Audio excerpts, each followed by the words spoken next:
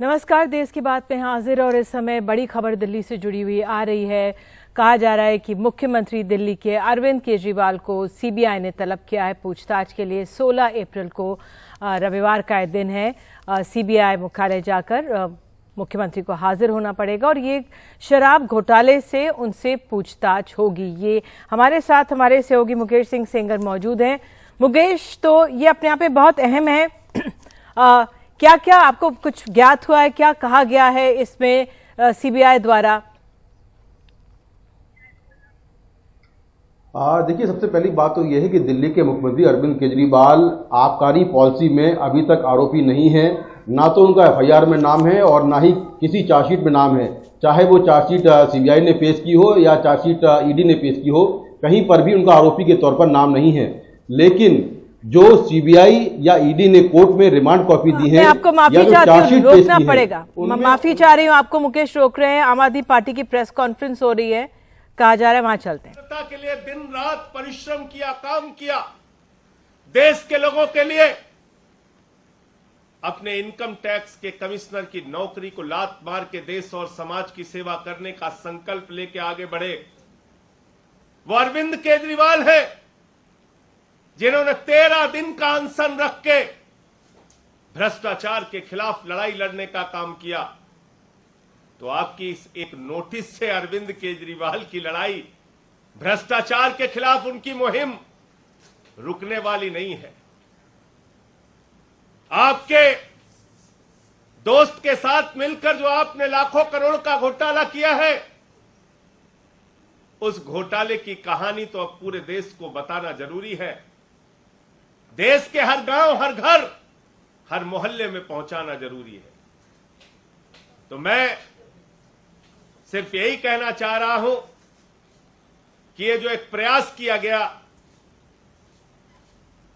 दिल्ली की विधानसभा में अरविंद केजरीवाल जी के भाषण के बाद ये नोटिस से धमकाने का जो प्रयास किया गया है, ये गिरफ्तारी की जो साजिश रची गई है, इससे ना अरविंद केजरीवाल, ना आम आदमी पार्टी, ना आम आदमी पार्टी का एक भी नेता, ना एक भी कार्यकर्ता न झुकने वाले हैं, न डरने वाले हैं। केजरीवाल जी पहले भी आपसे लड़ते रहे हैं, आगे भी लड़ते रहेंगे।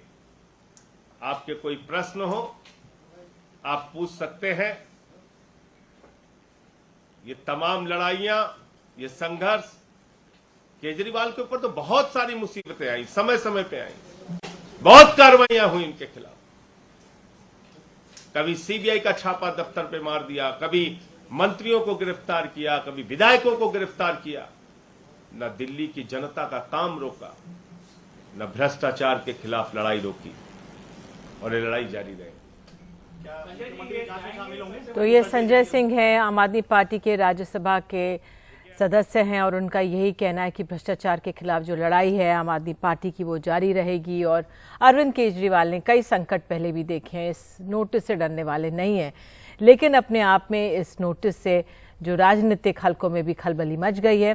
हमारे सहयोगी हमारे साथ, मुझे बताया जा रहा है शरद शर्मा भी हैं, साथ ही मुकेश सेंगर भी हैं। मुकेश, आप ये बता रहे थे कि जो आबकारी नीति है, जो जिसके तहत मनीष सिसोदिया अंदर हैं जेल में, लेकिन उसमें अब तक नाम नहीं है अरविंद केजरीवाल का। क्या है, जरा बताइए डिटेल्स हमें।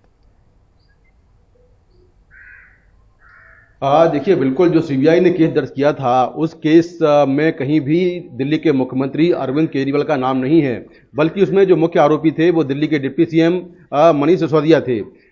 लेकिन जो सीबीआई ने और ईडी ने कोर्ट में जो रिमांड कॉपी दाखिल की थी, उन रिमांड कॉपी में अरविंद केजरीवाल का नाम जरूर है। हालांकि वो आरोपी के तौर पर नहीं है, और सीबीआई और ईडी ने जो चार्जशीट पेश की हैं, उन चार्जशीट में भी अरविंद केजरीवाल के नाम का जिक्र है। दरअसल इस मामले में जो एक आबकारी विभाग के पूर्व सचिव सी अरविंद हैं और जो पूर्व आबकारी कमिश्नर एपी गोपीनाथ हैं, उनसे जो पूछताछ हुई थी, इन्होंने पूछताछ में सीबीआई के सामने ये कहा था कि मार्च 2021 को दिल्ली के मुख्यमंत्री अरविंद केजरीवाल के घर में एक मीटिंग हुई थी, और इस मीटिंग में दिल्ली सरकार के पूर्व मंत्री सत्येंद्र जैन, पूर्व डिप्टी सीएम मनीष सिसोदिया और वो मौजूद थे। उस मीटिंग में अरविंद केजरीवाल ने शराब कारोबारी का जो कमीशन है वो 5% से बढ़ाकर 12% करने के लिए कहा था, हालांकि ये मौखिक आदेश था और कहा था कि इसका ड्राफ्ट तैयार किया जाए। तो सबसे बड़ा एलिगेशन जो है वो यही है।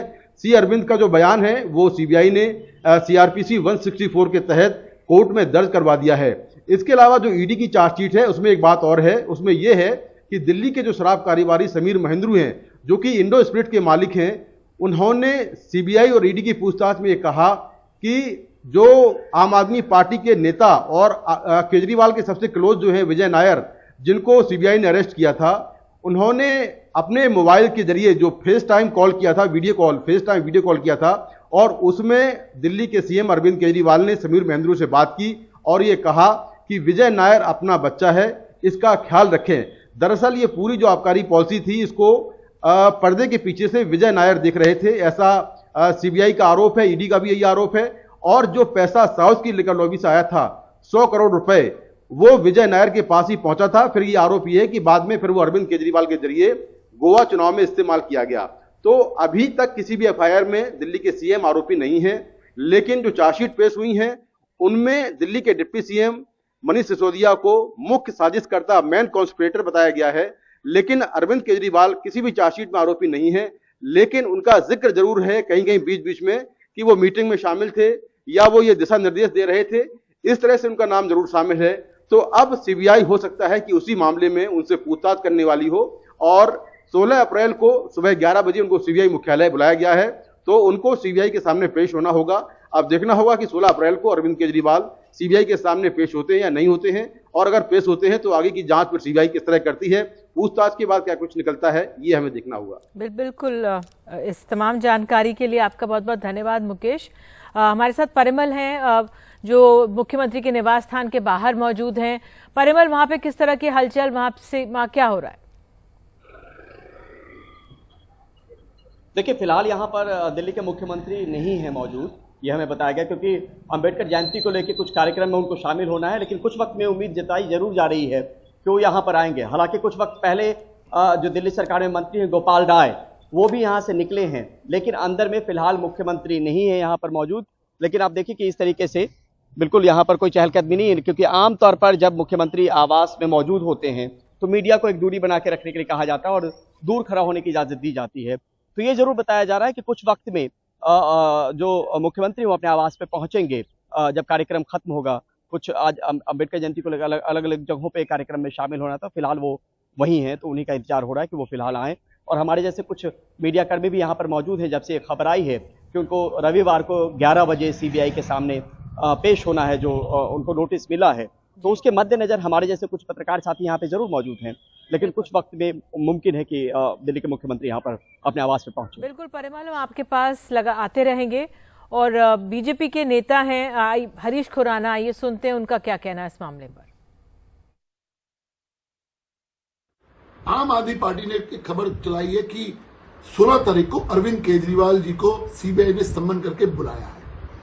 कानून अपना काम कर रहा है, हमारे हिसाब से कानून से डरना नहीं चाहिए अगर आपने कुछ नहीं किया तो, लेकिन अगर आपने किया है तो कानून अपना काम करेगा और कानून को आपको जवाब देना पड़ेगा। के अरविंद जो मनीष सिसोदिया के पीएस थे, उन्होंने अपने स्टेटमेंट में साफ कहा है कि जो भी हुआ है, जो भी डीलिंग हुई है, वो अरविंद केजरीवाल के घर पर हुई है, अरविंद केजरीवाल के कहने पर हुई है।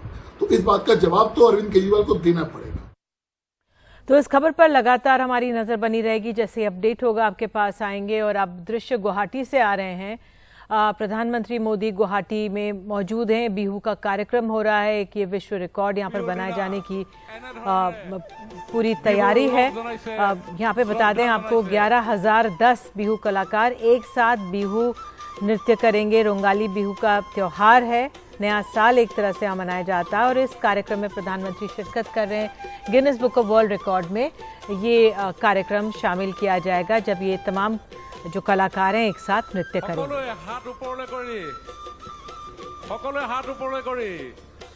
समग्र विश्वই অসমীয়া বিহুৱতীয়ে পৰিধান কৰা গামখাৰু আৰু মুঠি। और आइए देश की बात में अब हम आगे बढ़ते हैं और बात अंबेडकर जयंती की। और इस बार बड़ी धूमधाम से मनाया जा रहा है। सरकार विपक्ष देश में ही नहीं विदेश में भी इसे मनाया जा रहा है। विदेश में इसे राइट टू इक्वालिटी के तौर पर बढ़ाया जा रहा है। तो आज संविधान निर्माता बाबा भीमराव अंबेडकर की 132वीं जयंती पर संसद भवन में विशेष श्रद्धांजलि सभा का आयोजन किया गया, जिसमें प्रधानमंत्री मोदी ने संसद भवन पहुंचकर बाबा साहेब को श्रद्धांजलि दी। राष्ट्रपति द्रौपदी मुर्मू ने भी भीमराव अंबेडकर को नमन किया और श्रद्धा के फूल चढ़ाए। कांग्रेस नेता सोनिया गांधी ने भी संसद में यहां पर फूल चढ़ाए, जबकि बसपा सुप्रीमो मायावती ने भी भीमराव अंबेडकर को जयंती पर लखनऊ में श्रद्धांजलि दी है। उत्तर प्रदेश में भी मुख्यमंत्री योगी आदित्यनाथ ने कहा कि प्रधानमंत्री ने अंबेडकर की सीख को आगे बढ़ाया है। उधर आप तेलंगाना के दृश्य दिखाना चाहेंगे। तेलंगाना, ये आप देख सकते हैं, राष्ट्रपति अपनी श्रद्धांजलि अर्पित कर रही हैं और ये तेलंगाना के दृश्य हैं। हैदराबाद में बाबा साहब अंबेडकर की 125 फुट ऊंची मूर्ति का अनावरण किया गया है। तेलंगाना के मुख्यमंत्री केसीआर ने इस मौके पर मौजूद थे। हैदराबाद में इसका अनावरण हुआ।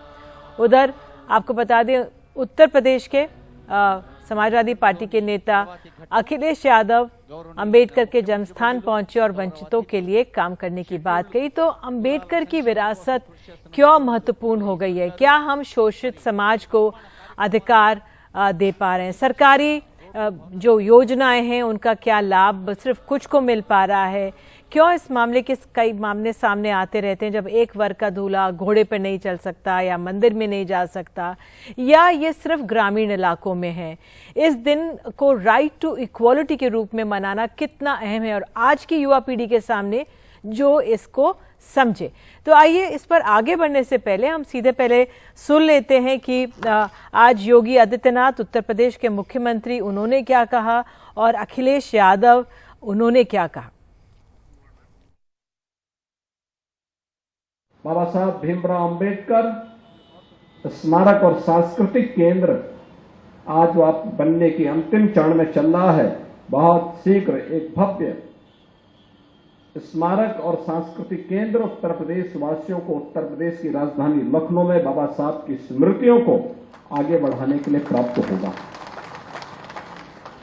बाबा साहब भीमराव अंबेडकर की इन शिक्षाओं को वास्तव में हर गांव, हर गरीब, हर किसान, हर वंचित, हर दलित, हर शोषित व्यक्ति तक पहुंचाने का कार्य ईमानदारी से किसी ने किया तो वह नाम है प्रधानमंत्री मोदी। शोषित, वंचित और ऐसे कमजोर लोगों की ताकत बाबा साहब अम्बेडकर जी ने संविधान दिया। और बाबा साहब भीमराव अम्बेडकर जी जिस तरीके से तप कर निकले, उन्होंने समाज का न्याय, समाज का भेदभाव, समाज की तमाम कुरीतियों से लड़कर के वो खड़े हुए थे। बाबा साहब भीमराव अम्बेडकर जी ने जो हमें संविधान दिया, उस संविधान को खत्म करने के लिए सरकारें काम कर रही हैं। इसलिए आज संकल्प लेकर के जा रहे हैं कि वंचित, शोषित और जो बहुजन समाज के लोगों को सम्मान और इस देश के कमजोर लोगों की जो ताकत बाबा साहब भीमराव अम्बेडकर ने दी थी, उसको बचा करके आगे बढ़ाएंगे। और इस पर बात करने के लिए हमारे साथ खास मेहमान हैं प्रोफेसर बद्री नारायण, निदेशक जीबी पंत सामाजिक विज्ञान संस्थान, और साथ ही अशोक भारती, अध्यक्ष हैं नैकडॉ के, national confederation of Dalit organisations. आप दोनों जुड़े, बहुत बहुत धन्यवाद। तो पहले अगर बद्री नारायण जी, अगर मैं आपसे शुरुआत करूं, जयंती को बहुत बढ़ चढ़कर बनाया जा रहा है, अपने आप में बहुत महत्वपूर्ण है। जो बाबा भीमराव अंबेडकर की तमाम सोच थी, उनकी विचार थी, हम जानते हैं कि हम चुनावी साल में हैं, लेकिन इसको हम देख सकते हैं कि सत्ता पक्ष भी खूब मना रहा है और विपक्ष भी मना रहा है। आप कैसे देख रहे हैं इसे? हाँ निधि, मैं ये कहना चाह रहा था कि ये बाबा साहब अंबेडकर आज सबकी जरूरत है, चाहे सत्ता हो, चाहे विपक्ष हो, चाहे दक्षिण हो, चाहे वाम हो, चाहे केंद्रीय सेंट्रिस्ट पॉलिटिक्स करने वाले हों। और इसकी दो व्याख्या होती है। एक तो कोई कह सकता है भाई देखिए इंस्ट्रूमेंटल है, आप उसका इस्तेमाल करना चाहते हैं बाबा साहब की मेमोरी का, लेकिन मुझे लगता है कि बाबा साहब की स्मृति वो माध्यम है जिस माध्यम से कोई भी राजनीतिक दल दलितों के मन में प्रवेश कर सकता है और उनके साथ जोड़ सकता है और जुड़ सकता है। दूसरा, बाबा साहब की स्मृति और मेमोरी का जो दूसरा रूप है कि हर राजनीतिक दल को बाबा साहब की जरूरत है, और ये जरूरत मेरे अनुसार बहुत अच्छा है, क्योंकि क्या होगा कि जो भी थोड़ा थोड़ा काम करेगा दलितों के लिए या उनके तक जाएगा या उनको जोड़ने के लिए कोई भी योजनाएं शुरू करेगा, कोई भी पॉलिसी शुरू करेगा या बाबा साहब को लेके कुछ भी करेगा, तो वो दलितों के एम्पावरमेंट में मदद ही करेगा, यानी सिंबॉलिक और सब्सटैंशियल। यानी ट्रिकल डाउन इफेक्ट, धीरे धीरे बूंद बूंद की तरह विकास की आकांक्षा, विकास की चाह, इंपावरमेंट बाबा साहब के मैसेजेस के साथ, बाबा साहब की री रीडिंग के साथ, बाबा साहब की स्मृति को स्थापित करने के साथ आगे बढ़ेगी। तो मुझे लगता है कि ये इसका निगेटिव पक्ष नहीं देखा जाना चाहिए, इसका पॉजिटिव पक्ष देखा जाना चाहिए। अब प्रश्न उठता है कि इसमें कौन सबसे करीब होगा, किसको उसकी लेजिटिमेसी है। तो अब उसमें जिसके भी दो तरह से कोई करीब हो सकता है। एक तो अपना क्लेम करके कि भाई हमारे समुदाय की राजनीति है, जैसे मायावती और कांशीराम जी को तो वो मिला ही था, वो बाबा साहब की पूरी जो कहते हैं जो उत्तराधिकार है वो उनको मिलती है एक खास तरह से। लेकिन बहुत सारे दल जिनका या नेता जो उस समुदाय से नहीं उभरे हैं, लेकिन उनके लिए करके, उनके लिए योजनाएं लेकर के, उनके लिए नए नए विकास के काम लेकर के उनके जीवन को बदलने की कोशिश कर रहे हैं, तो वो भी उन तक पहुंचेंगे। क्योंकि देखिए, दलितों को तो एम्पावरमेंट चाहिए, चाहे वो राइट से हो, चाहे वो लेफ्ट से हो, चाहे वो सेंटर से हो, चाहे वो बीएसपी से हो या बीजेपी से हो, किसी से भी हो, उनको विकास चाहिए। और वो उस चौराहे पर खड़े हैं जहां पर सारे विचारों को, सारे राजनीतिक दलों को अपने अपने ढंग से जो कोशिश, ईमानदार कोशिश करनी चाहिए, जिससे उनका एम्पावरमेंट सिर्फ उनके एक पढ़े लिखे तबके तक न रहे, उनका एक आगे बढ़े हुए तबके तक न रहे, मोस्ट मार्जिनल कम्युनिटी तक जाए। जो आपने प्रश्न उठाया कि क्या वो विकास नीचे तक पहुंच रहा है, मुझे लगता है कि आपने एक अहम बात की कि ईमानदार कोशिश। अशोक भारती, आप बताइए, इतनी जो ईमानदार कोशिश की बात है, जमीन तक कितनी पहुंची है अब तक? जी धन्यवाद निधि जी। मैं आपका इस कार्यक्रम में मुझे बुलाने के लिए बहुत बहुत धन्यवाद करता हूं। और मैं सबसे पहले तो आपके जितने भी श्रोता हैं और आपको भी, और प्रोफेसर बद्रीनारायण जी को भी बाबा साहब डॉक्टर अम्बेडकर की जयंती की कोटि कोटि बधाइयां देना चाहता हूं। और मैं समझता हूं कि जो आपने सवाल किया कि उनकी कोशिशें, जो बाबा साहब चाहते थे, वो सरकार की कोशिशें कहां तक पहुंच रही हैं। मुझे लगता है कि आज की परिस्थितियों में जो दलितों की जो उपलब्धियां थी और सरकारों का जो कमिटमेंट था, वो थोड़ा सा प्रश्नवाचक चिन्ह उस पर लग रहा है। क्योंकि बहुत सारी जो योजनाएं थी उनमें तब्दीली की जा रही है, उनमें बदलाव किया जा रहा है, और वो बदलाव लोगों तक कब पहुंचेगा इसके बारे में कुछ कहा नहीं जा सकता। लेकिन मैं जो असली बात कहना चाहता हूं, मैं ये कहना चाहता हूं कि डॉक्टर अंबेडकर दलित अस्मिता के प्रतीक हैं। डॉक्टर अंबेडकर दलितों के साथ न्याय, सम्मान और समता के प्रतीक हैं। डॉक्टर अंबेडकर महिला, पिछड़े वर्ग और आदिवासियों के साथ उनको न्याय मिले, इसके प्रतीक हैं। और मुझे लगता है कि ये तमाम किसी भी पॉलिटिकल पार्टी में इस बात को लेकर अब कोई मतभेद नहीं है। लेकिन मतभेद इस बात को लेकर जरूर है, कितनी पॉलिटिकल पार्टियां ऐसी हैं जिनके पास सामाजिक, आर्थिक, राजनीतिक और सांस्कृतिक उत्थान के लिए, दलितों के, आदिवासी और पिछड़ी जाति के उत्थान के लिए कितनी पॉलिटिकल पार्टीज ऐसी हैं, कितने नेता ऐसे हैं जिनकी पॉलिटिकल पार्टीज के पास इन तबकों के सर्वांगीण विकास के लिए कोई नीति है।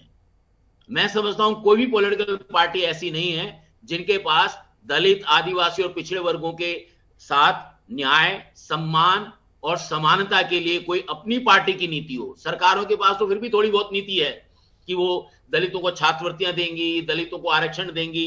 तो मुझे लगता है कि जो बहुत सारे नेता डॉक्टर अंबेडकर के प्रति अपनी प्रतिबद्धता दिखा रहे हैं, बहुत सारी पार्टियां जो प्रतिबद्धता दिखा रही हैं, उनको ये भी बताना चाहिए कि उनकी पार्टियों की सामाजिक आर्थिक नीतियां क्या हैं, जिससे कि दलितों का, आदिवासियों का, पिछड़ी जातियों का, जो जिसके डॉक्टर अंबेडकर प्रतीक बन चुके हैं।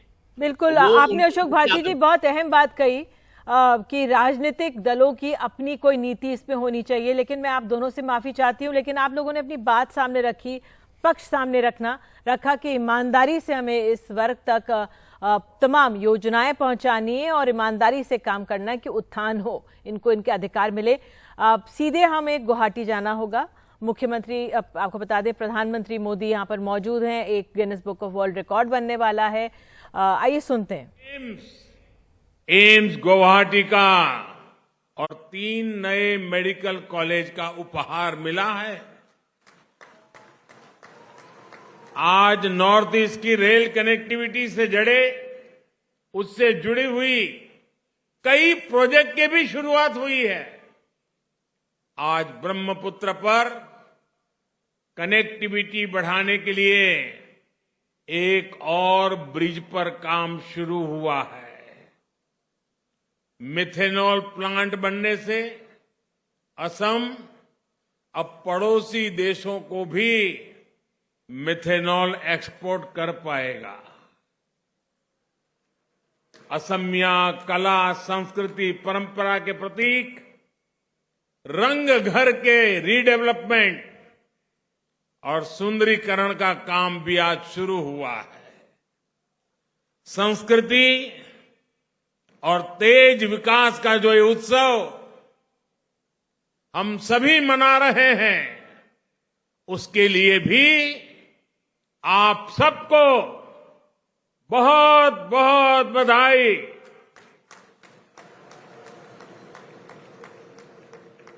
भाइयों और बहनों,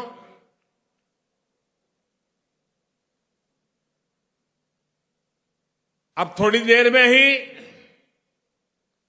जिस सांस्कृतिक छटा के दर्शन पूरा देश करने वाला है, और मैं अभी जब अंदर आपके बीच में गया तो मुझे उसकी फ्लेवर भी आ रही थी कि क्या रंग जमाया है आपने। ये सबके प्रयास का बेहतरीन उदाहरण है। अपनी संस्कृति को आप सभी असमवासियों ने बहुत संजोकर संभाल कर रखा है, और इसके लिए भी जितनी बधाई आपको मिले वो कम है। मैं बहुत बहुत बधाई देता हूं जितने भी साथियों ने इस सांस्कृतिक उत्सव में हिस्सा लिया है। उनकी प्रशंसा के लिए शब्द कम पड़ जाएंगे। हमारे ये त्योहार सिर्फ संस्कृति का उत्सव मात्र नहीं है, बल्कि ये सबको जोड़ने, मिलकर आगे बढ़ने की प्रेरणा भी है। रंगाली बिहू, बोहाग बिहू की यही शाश्वत भावना है। ये असमवासियों के लिए दिल और आत्मा का त्योहार है। ये हर प्रकार की खाई को पाटता है, हर भेद को मिटाता है। ये मानव और प्रकृति के बीच तालमेल का उत्तम प्रतीक है। इसलिए बिहू को सिर्फ शाब्दिक अर्थ से कोई नहीं समझ सकता है, बल्कि इसे समझने के लिए भावनाओं की, एहसास की आवश्यकता होती है। यही भाव बहनों बेटियों के बालों में सजे कोपो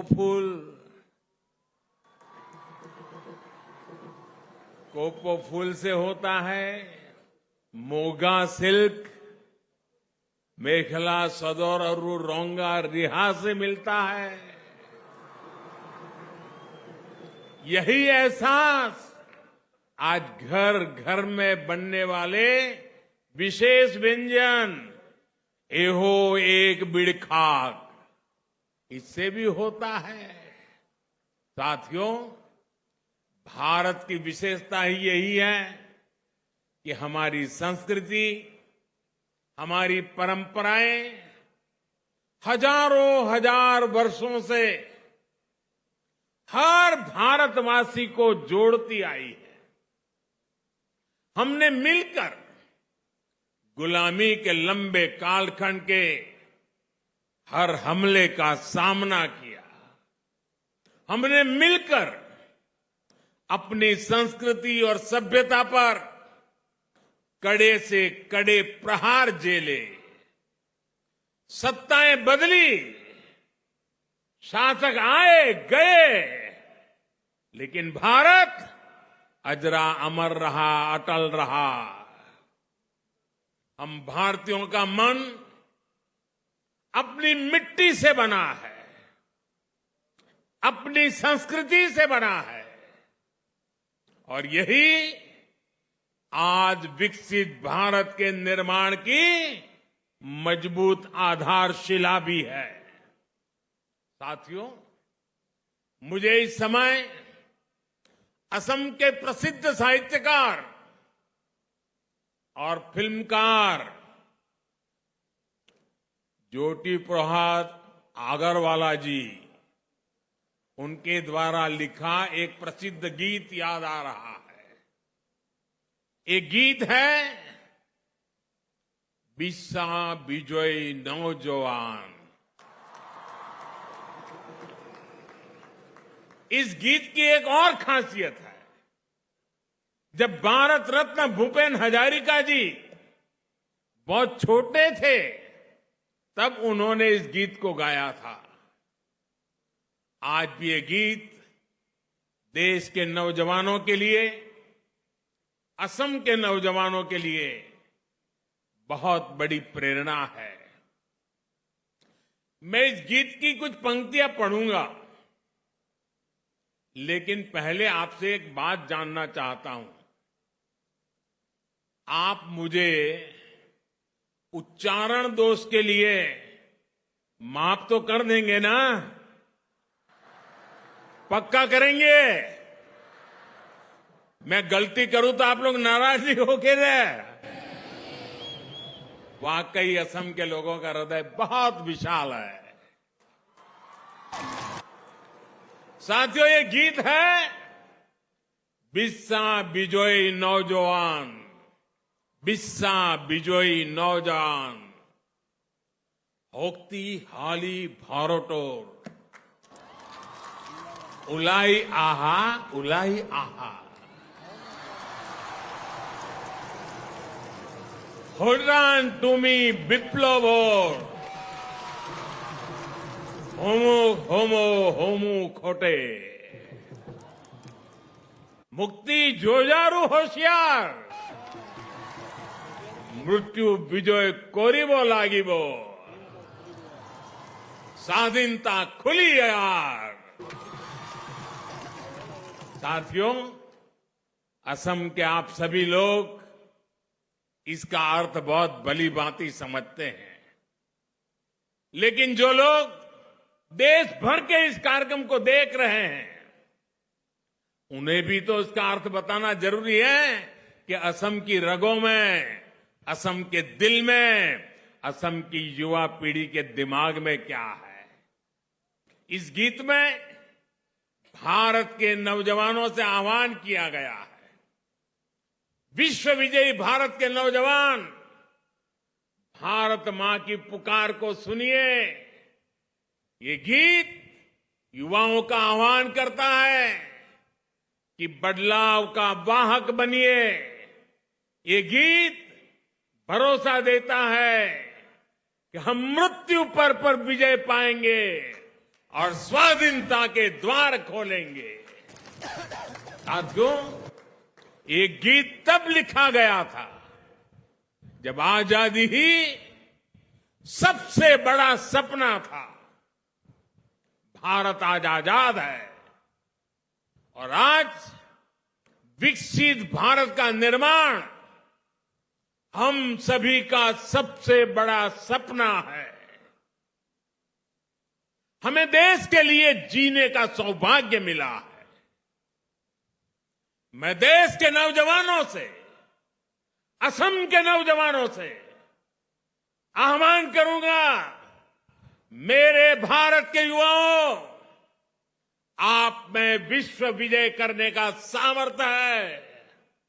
अब आगे बढ़िए, तेज गति से विकास की बागडोर संभालिए, विकसित भारत के द्वार खोलिए। साथियों, बहुत से लोग मुझसे कहते हैं कि मैं इतने बड़े बड़े लक्ष्य कैसे तय कर लेता हूं, किसके भरोसे विकसित भारत की बात करता हूं।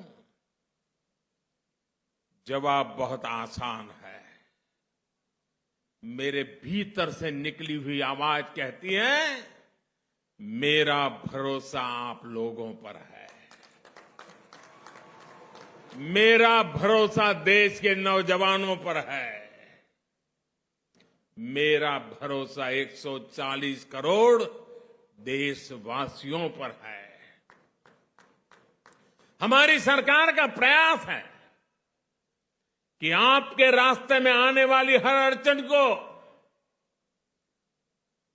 जल्द से जल्द दूर करने का प्रयास किया जाए। हम पूरी ईमानदारी से आपके लिए मेहनत करने में कोई कसर नहीं छोड़ते हैं। आज यहां जिन परियोजनाओं का शिलान्यास और लोकार्पण हुआ है, ये भी इसी का एक उदाहरण है। भाई और बहनों, दशकों तक हमारे देश में कनेक्टिविटी को बहुत सीमित दायरे में देखा गया। कोई व्यक्ति एक जगह से दूसरी जगह कैसे पहुंचे, सिर्फ इसी को कनेक्टिविटी माना जाता था। इसमें भी भारत की क्या स्थिति थी, ये असम और नॉर्थ ईस्ट के आप लोग भली भांति जानते हैं। पिछले 9 वर्षों में हमने कनेक्टिविटी को लेकर उस पुरानी अप्रोच को ही बदल दिया है।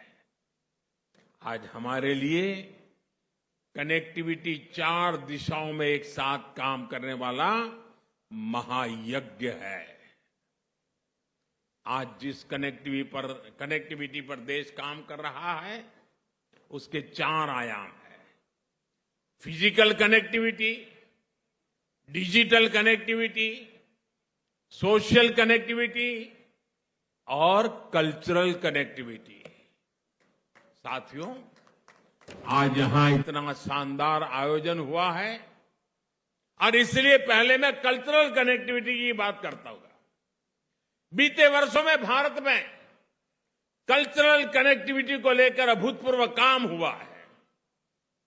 वरना कौन कल्पना कर सकता था कि असम के महान योद्धा लासित बोरफुकन की 400वीं जयंती पर दिल्ली में इतना विशाल कार्यक्रम होगा। यहां असम से भी उसमें सैकड़ों लोग गए थे और मुझे उनसे बातचीत करने का अवसर भी मिला था।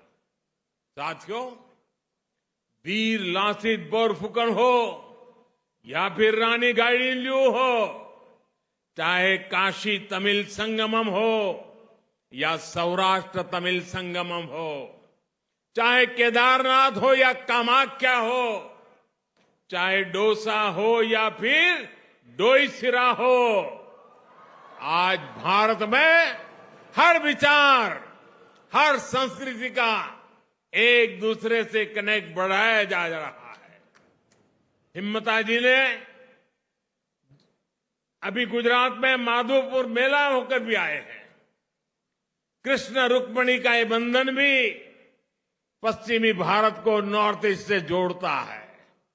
यही नहीं, मोगा सिल्क, तेजपुर लेसू, जोहा राइस, बोका साउल, काजी नेमू जैसे अनेक उत्पादकों के बाद हमारा गामोसा को भी जीआई टैग मिला है। ये भी असमिया कला, हमारे बहनों के श्रम उद्यम को बाकी देश तक पहुंचाने का प्रयास है। भाइयों और बहनों, आज देश की अलग अलग संस्कृतियों का संवाद पर्यटन से भी हो रहा है। टूरिस्ट जहां जाते हैं वहां सिर्फ पैसे ही खर्च नहीं करते, बल्कि वहां के कल्चर को भी अपने साथ यादों में लेकर के जाते हैं। लेकिन नॉर्थ ईस्ट में फिजिकल कनेक्टिविटी का जो अभाव रहा, उसमें अलग अलग कल्चर में कनेक्ट कैसे हो पाता। इसलिए हमारा जोर रेल, रोड और हवाई मार्ग के कनेक्टिविटी पर भी है। पिछले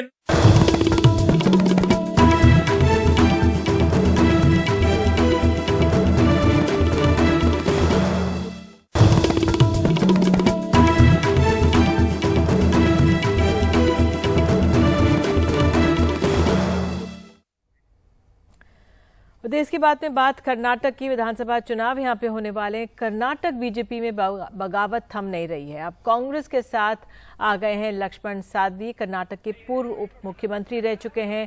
कांग्रेस नेताओं से ये मिले और शामिल हो गए। लिंगायत समुदाय से आते हैं और लक्ष्मण साधवी बीजेपी ने, आपको बता दें, इनको टिकट नहीं दिया था और इन्होंने बीजेपी की प्राथमिक सदस्यता छोड़ दी थी। जब इनको मनाने गए तो कार्यकर्ताओं, इनके जो कार्यकर्ता थे, इनके सहयोगी थे, उन्होंने नेताओं को वापस भगाया और अब ये कांग्रेस में शामिल हो गए हैं।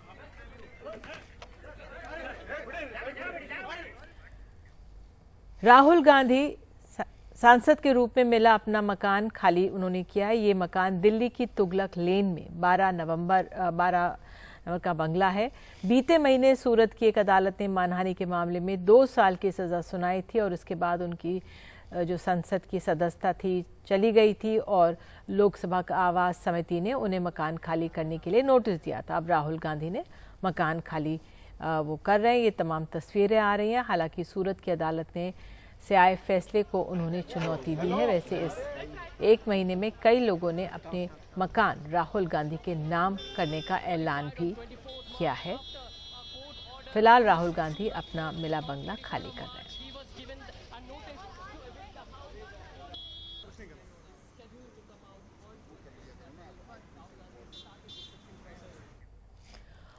और अब दिल्ली से जुड़ी ये खबर है कि दिल्ली के उपराज्यपाल दफ्तर के सूत्रों का दावा है कि दिल्ली में बिजली सब्सिडी जारी रखने की फाइल पर उन्होंने बीती रात अब दस्तखत कर दिए हैं और मुख्यमंत्री दफ्तर में फाइल पहले पहुंच गई थी। जबकि आज दोपहर दिल्ली की बिजली मंत्री ने उन पर बिजली सब्सिडी की फाइल रोकने का आरोप लगाया था।